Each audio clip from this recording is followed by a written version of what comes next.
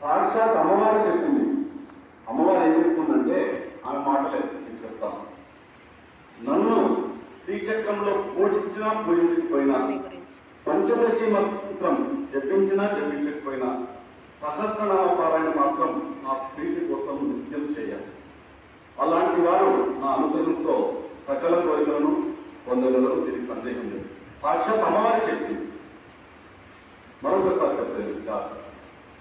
నన్ను శ్రీచక్రంలో పూజించినా పూజించకపోయినా, పంచదశి మంత్రం జపించినా జపించకపోయినా, సహస్రనామ పారాయణం మాత్రం నా ప్రీతి కోసం నిత్యం చేయాలి.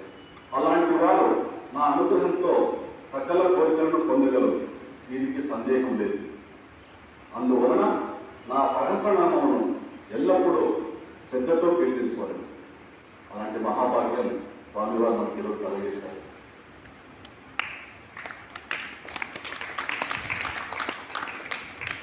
ముఖ్యంగా అనితమ్మ గారు, రజకుమార్ గారి కార్యక్రమాన్ని చేపట్టడంలో చాలా సంతోషదాయకము. అమ్మవారి ఆశీస్సు పొందడానికి మంచి ప్లాట్ఫామ్ అనిపించడానికి కూడా చాలా బాగుంది. స్వామికి రాత్రి ముందు వస్తారు లేదని కొంచెం ధైర్యం జరిగింది.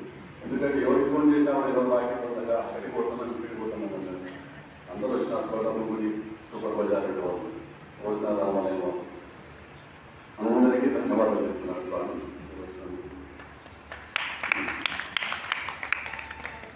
మనం భక్త శ్రద్ధలతో నిష్ఠగా చేసి ఫలితాలు పరీక్షించుకోవాలా. లలితాంబ మన భక్తులకు కొందరికి అనుగ్రహిస్తుంది కనుక నమ్మి సేవించి మన కోరికలు తీర్చుకోవాలని కోరుతున్నాను. దృఢమైన నమ్మకం, భక్తి తప్పనిసరి.